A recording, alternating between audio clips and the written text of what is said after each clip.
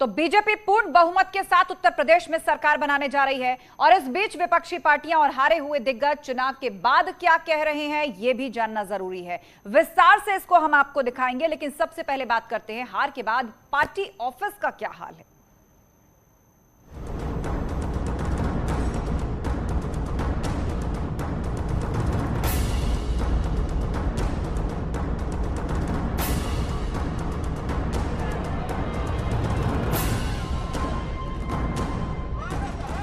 चुनावी शोर शराबा थम गया। बीजेपी में जश्न का माहौल है, वहीं विपक्षी खेमे में हार का गम है। चुनाव के दौरान जीत के दावे करने वाले नेता अब जनता के फैसले का दबे मन से स्वागत कर रहे हैं। अगर समाजवादी पार्टी ऑफिस की बात करें तो लाल टोपी के साथ हमेशा चहल पहल रहने वाले पार्टी ऑफिस के बाहर वो शोरगुल नहीं है जो चुनाव के दौरान देखा जाता था। उत्तर प्रदेश विधानसभा चुनाव में समाजवादी पार्टी और सपा मुखिया अखिलेश यादव की लाख कोशिशों के बावजूद भले ही सफलता न मिली हो, लेकिन यूपी में समाजवादी पार्टी की सीटों में 2.5 गुना और मत प्रतिशत में 1.5 गुना बढ़ोतरी हुई है, जिसके मद्देनजर आप देख सकते हैं कि इस वक्त मैं समाजवादी पार्टी के मुख्यालय पर खड़ा हूँ। समाजवादी पार्टी के अध्यक्ष अखिलेश यादव अपने चुनावी रथ के दौरान 400 सीटें जीतने का दावा कर रहे थे, लेकिन नतीजे आने के बाद समाजवादी पार्टी के खाते में सिर्फ 125 सीटें आईं। अब वो पिछली सीटों के मुकाबले बढ़त की बात कर रहे हैं। उत्तर प्रदेश की जनता को हमारी सीटें 2.5 गुना व मत प्रतिशत 1.5 गुना बढ़ाने के लिए हार्दिक धन्यवाद। हमने दिखा दिया कि भाजपा की सीटों को घटाया जा सकता है। भाजपा का ये घटाव निरंतर जारी रहेगा। आधे से ज्यादा भ्रम और छलावा दूर हो गया है, बाकी कुछ दिनों में दूर हो जाएगा। वहीं अगर बहुजन समाज पार्टी ऑफिस का हाल देखें तो यहां भी शांति छाई है। चुनाव नतीजों के अगले दिन बहुजन समाज पार्टी का प्रदेश मुख्यालय सुनसान है, वीरान है। यहां उनका कोई समर्थक या कार्यकर्ता भी नजर नहीं आता है। जो हाल वोटर्स ने बहुजन समाज पार्टी का इस चुनाव में किया है, कमोबेश वही करते उनके कार्यकर्ता भी नजर आ रहे हैं। मतदान से पहले अपनी सभाओं के जरिए पूर्ण बहुमत की सरकार बनाने का दावा करने वाली मायावती सिंगल डिजिट में सिमट कर रह गईं। मायावती की पार्टी को सिर्फ 1 सीट मिली है। अब हार के बाद कार्यकर्ताओं में जोश भरती नजर आईं। कि मुस्लिम समाज का वोट यदि दलित समाज के साथ मिल जाता, जैसा कि बंगाल के चुनाव में टीएमसी के साथ मिलकर भाजपा को धराशायी करने का चमत्कार परिणाम दिया था, तो फिर वैसे ही परिणाम यहाँ भी दोहराए जा सकते थे। अब जरा लखनऊ में कांग्रेस ऑफिस का हाल देखें तो यहाँ भी नतीजों के बाद सन्नाटा पसरा हुआ है। हम इस वक्त कांग्रेस के प्रदेश मुख्यालय पर मौजूद हैं। आप देख सकते हैं जिस कैंपेन के साथ कांग्रेस उत्तर प्रदेश विधानसभा चुनाव में आगे बढ़ी थी, लड़की हूँ लड़ सकती हूँ, और ये वादा किया गया था लड़कियों को स्कूटी दी जाएगी, स्मार्टफोन दिया जाएगा, और आखिरी समय में ताबड़तोड़ रैलियां भी की प्रियंका गांधी ने, लेकिन उन रैलियों का कोई असर उत्तर प्रदेश के वोटर्स पर नहीं दिखाई दिया। 40% महिलाओं के टिकट के सहारे यूपी जीत के दावे करने वाली प्रियंका इस बार सिर्फ 2 सीटों पर सिमट गईं। अब हार के बाद प्रियंका ने संघर्ष की बात कही है।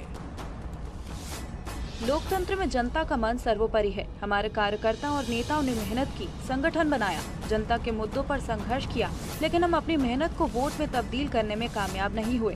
कांग्रेस पार्टी सकारात्मक एजेंडे पर चलकर उत्तर प्रदेश की बेहतरी और जनता की भलाई के लिए। जाहिर है कार्यकर्ताओं में जोश भरने के लिए हौसला अफजाई जरूरी है, लेकिन हार का गम दबे मन में कहीं न कहीं बैठा रह जाता है। Bureau report, news 18।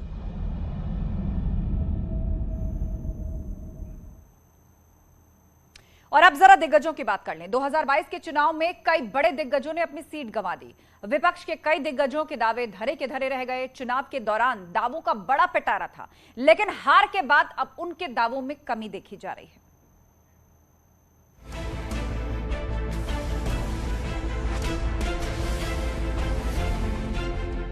चुनावी घमासान में शब्दों के तीर छोड़ने वाले दिग्गज नेताओं में नतीजों के बाद उनकी आवाज में नरमी आ गई। हम उन नेताओं की बात कर रहे हैं जो अपनी सीट गंवा चुके हैं। ये हैं स्वामी प्रसाद मौर्य। 5 साल बीजेपी सरकार में कैबिनेट मंत्री रहने के बाद चुनाव के ठीक पहले साइकिल पर सवार हो गए। चुनाव के दौरान समाजवादी पार्टी को जिताने का दावा करने वाले स्वामी खुद अपनी सीट हार गए। हार के बाद स्वामी क्या कह रहे हैं, जरा इनको सुनिए। भाजपा का साथ छोड़ने के लिए मुझे कोई शिकन नहीं है, कोई मलाल नहीं है, और उसके सरकार बनने से भी मुझे कोई गम नहीं है। रही बात कि जो फैसले लेते वक्त हमने मुद्दे उठाए थे, वो मुद्दे आज भी यथावत हैं। हम दोनों पक्ष के अच्छे खिलाड़ियों में से हैं। हम विपक्ष में रह करके अपना राजनीतिक गेम खेलेंगे। अब बात करते हैं धर्म सिंह सैनी की। ये भी 5 साल बीजेपी सरकार में मंत्री रहे। ये भी हवा का रुख भांपने में चूक गए। चुनाव के ठीक पहले समाजवादी पार्टी में शामिल हुए सैनी ने चुनावी ताल ठोकी और हार गए। अब हार के बाद जनता को दोष देते नजर आ रहे हैं। चुनाव अगर हम हारे हैं तो कहीं ना कहीं हमारी बिरादरी की भी कमजोरी रही है। मैं आपसे बता रहा हूँ साहब, मेरी बिरादरी के लोग सब सुन लियो। आज भले चाहे मुझे यूँ कह रहे हो वहाँ चलो, लेकिन कहीं ना कहीं या इतनी जितनी छोटी कमी रही है या मेरी ही बिरादरी पूरी कर देती है अगर वह गुमराह न होती। चाहे वो गुमराह हुई है या वो अटाले अडवाणी बने बैठे रहे हों।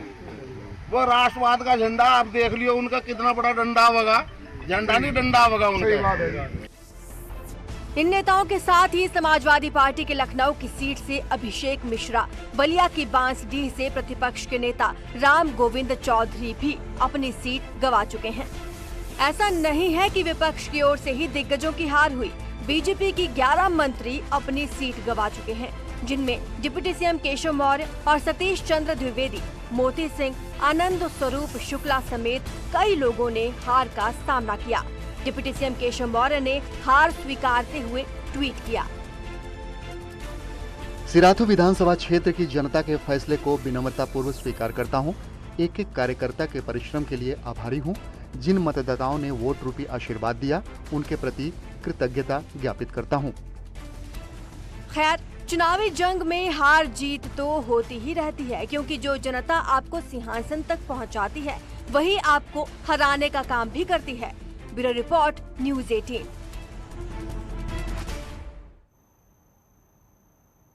तो चुनाव होते हैं, किसी पार्टी की हार होती है, किसी पार्टी की जीत होती है, लेकिन क्या मैटर करता है वो होता है मनोबल, जो किसी भी सूरत में नहीं जाना चाहिए। ऐसे में वो पार्टियां जिनको जीत हासिल नहीं हुई, उनके पार्टी दफ्तरों में क्या माहौल है, किस तरह की चर्चाएं चल रही हैं, उस पर नजर बनाए हुए हमारे दो सहयोगी ऋषभ मणि त्रिपाठी हमारे साथ जुड़े हुए हैं समाजवादी पार्टी ऑफिस के बाहर से, लखनऊ में इस वक्त हैं। राजीव सिंह हमारे साथ जुड़े हुए हैं कांग्रेस ऑफिस के बारे में वो बताएंगे। लेकिन सबसे पहले ऋषभ, ये बताइए कि सपा के दफ्तर में क्या माहौल है जब से नतीजे आए हैं। हालांकि दिन का अंत भी जब शुरू हो गया था, रुझान जिस दिन आ रहे थे उस दिन यही कहा जा रहा था कि अभी रुकिए, तस्वीर बदलेगी, अभी रुकिए, तस्वीर बदलेगी, जल्दबाजी है, लेकिन नतीजे वही रहे तकरीबन जिस तरह रुझान आए। तो उसके बाद अब क्या चर्चाएं वहां पर चल रही हैं और कार्यकर्ताओं का मनोबल फिलहाल कैसा नजर आ रहा है?